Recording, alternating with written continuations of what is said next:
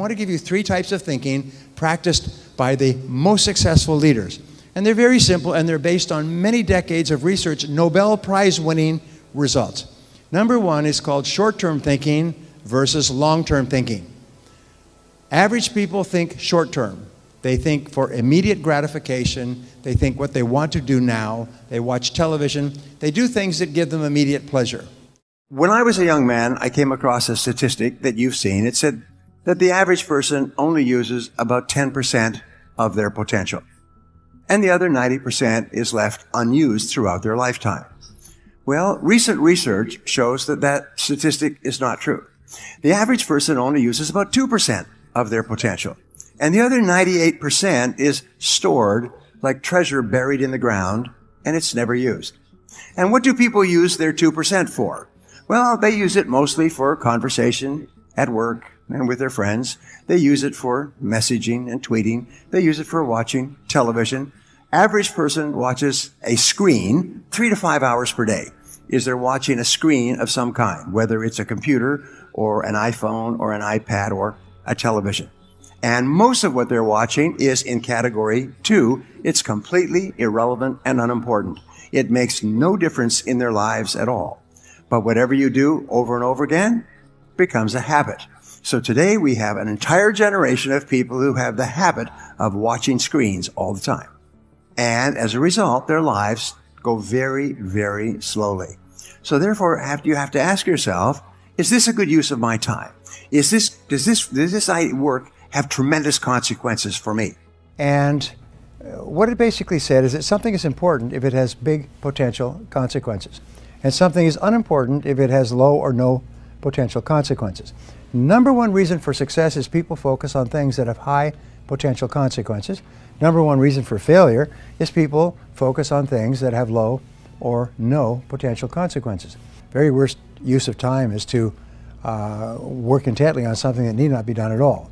And it's wiping out an entire generation. It's this obsession with technology. I see people that are walking with their phone. It's almost like drug addicts that are mainline. They cannot stop staring at their screen. They cannot stop pushing their buttons. The fact is that this obsession with looking at the screen and staying connected is killing people because it stops them from focusing.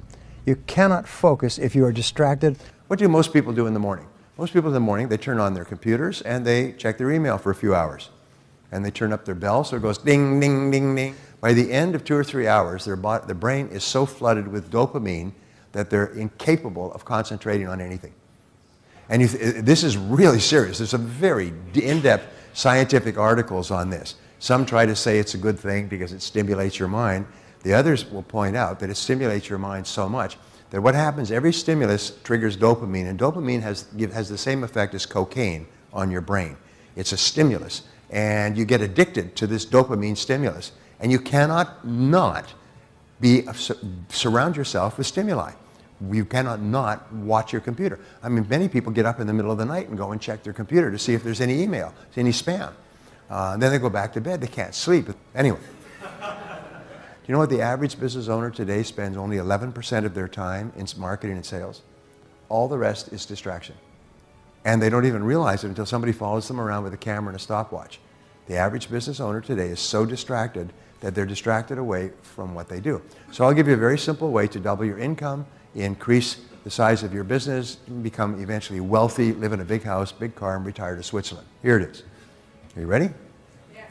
It's when you start in the morning, leave things off. Don't check your computer or your iPhone or anything else. There's nothing there that's important. A friend of mine in New York wrote a book 2 years ago called Don't Check Your Email in the Morning. And then she just goes on to explain why checking your email in the morning starts the addictive process. And then you're addicted all day long. You just can't get out of it. It's like an alcoholic or a drug addict that takes a drink. They can't stop drinking. You take a shot, you can't stop. So don't turn it on. Leave it off. And the rule for success today is leave things off. Leave things off. Top people think long-term. They make long-term plans. They have long-term goals. They study and take courses and read books and come to courses in order to develop skills for the long term. So the more you think long term, the more guaranteed you are to move up in your life and your work and your income. 50 years of research at Harvard transferred worldwide, and I began studying this many years ago. I love this research. Most people missed it when it came out, and it just kind of faded away. But what it basically said is that it doesn't matter where you come from in life, all that matters is how far ahead you think. So if you think 5 or 10 years ahead, and you're willing to sacrifice, and this turned out to be the word in the research, if you're willing to sacrifice pleasure, TV watching, fun in the present, in order to work and prepare yourself for the future, then you'll have a wonderful future. So people who think long-term are the ones who move up faster in the ladder of success. The second type of thinking is called uninformed thinking versus informed thinking. And we'll come back to this later, but uninformed thinking is where we act without enough information. And if we do that, the probability, the consequences are that we'll probably make mistakes. Informed thinking is where we gather all the information in advance before we make our decision.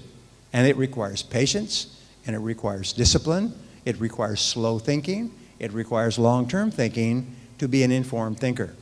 People who rise to the top are people who make the best decisions and get the best results. And they are also people in 50 years of research who take the time to get more information. They keep asking questions, they keep studying, they keep learning. They hire consultants, they ask other people for advice. Sometimes one piece of advice from one person with experience in a particular area can change your thinking completely.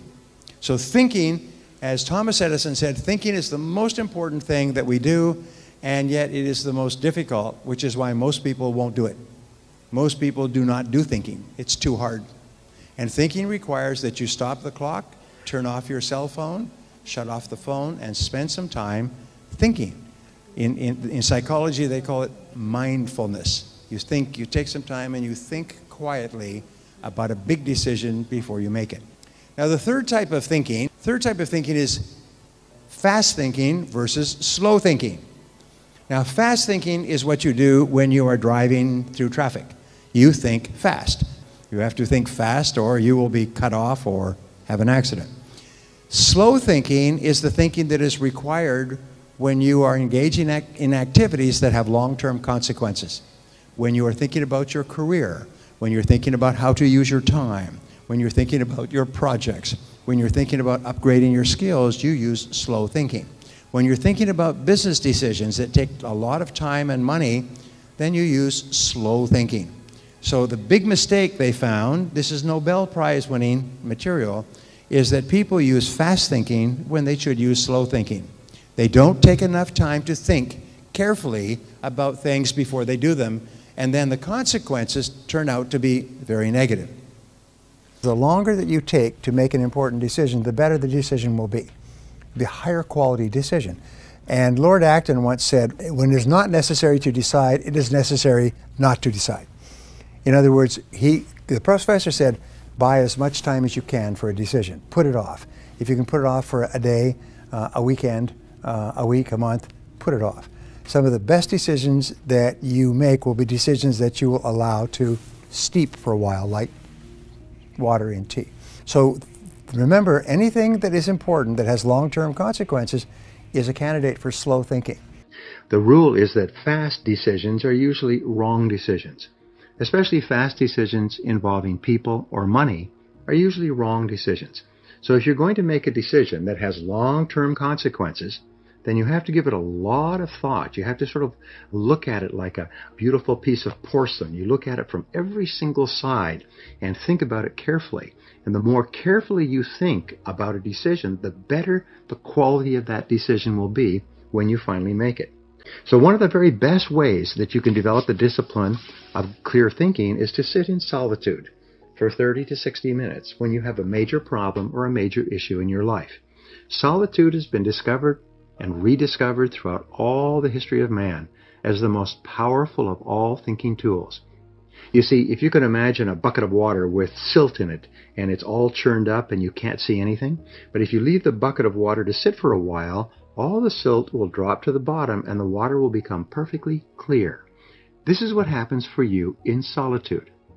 If you sit calmly by yourself with no noise, no distractions, nothing to read, just sit quietly, which takes tremendous discipline the first few times you do it, at about 25 or 26 minutes your mind goes clear.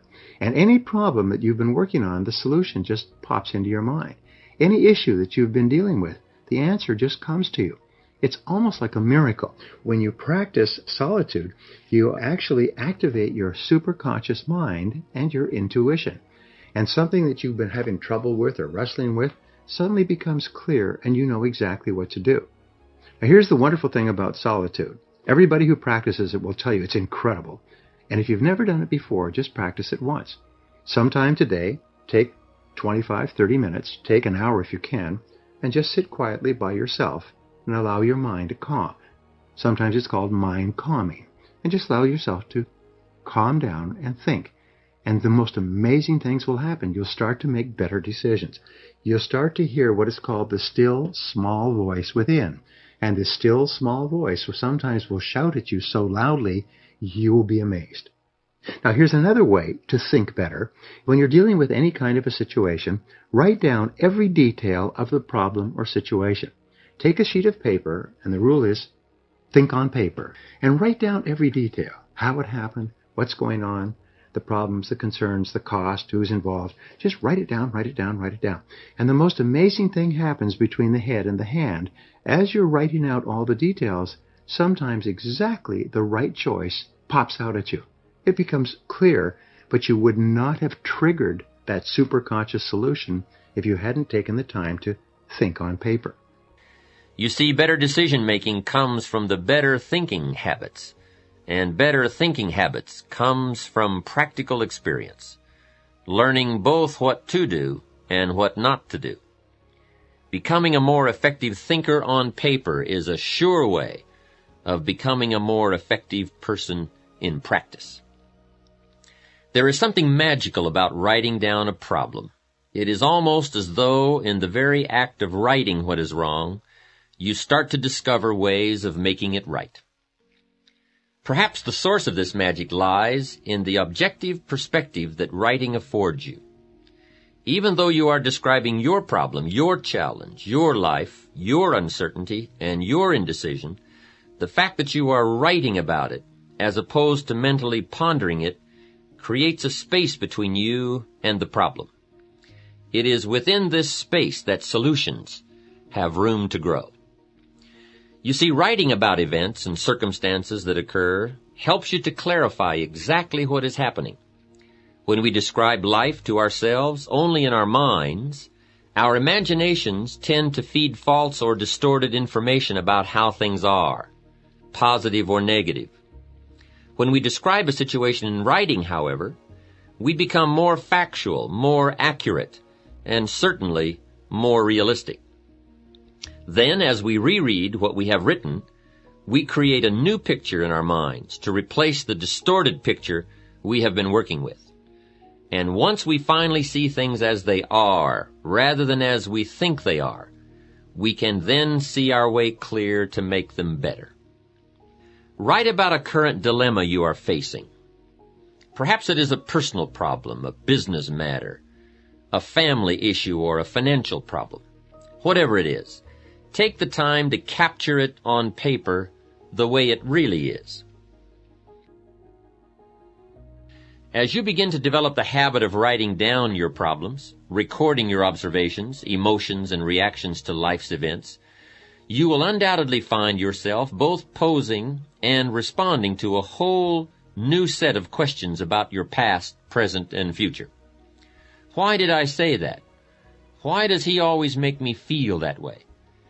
If I follow this course, where will I be 5 years from now? As you begin to both ask and answer yourself on paper, you will be amazed at the incredible leaps in personal understanding and self-awareness you will experience. And remember, any positive change which occurs within you will ultimately manifest itself in a positive result outside of you, in your social or professional world, your attitude, your bank account, your habits, and even your appearance. You know, Aristotle once said that wisdom, which is the greatest of all human desires, wisdom is the ability to make good decisions, is a combination of experience plus reflection. Experience plus reflection. In other words, you have an experience and then you reflect on the experience and you think about, what does that experience mean to me? How can I use that? What can I learn from it? Learn from your setbacks. This is one of the characteristics of high-performing men and women, is that every single time they have a problem or a difficulty, they sit back and they dissect it, and they learn everything possible from it. So reflecting on your experiences, and the best way to do that is to go for a walk. Just going for a walk where you can't listen to anything, don't take an iPod or anything, just go for a walk, 30 or 60 minutes, and just walk. And while you're talking and reflecting upon something that's going on at work or at home, you'll be amazed at the quality of ideas that will come into your mind. To improve your thinking, talk it over with someone else who you like and trust, and give them the details, and ask them to give you their feedback, give you their perspective. And here's the key to good thinking. Be open to doing something completely different. Be open to admitting the possibility that you could be wrong and doing something completely different. And what that does is it opens up your mind and your perspective so you can see all kinds of possibilities that you may not have seen before. So clear thinking is the discipline practiced by the most successful, happiest, and wealthiest people in our society.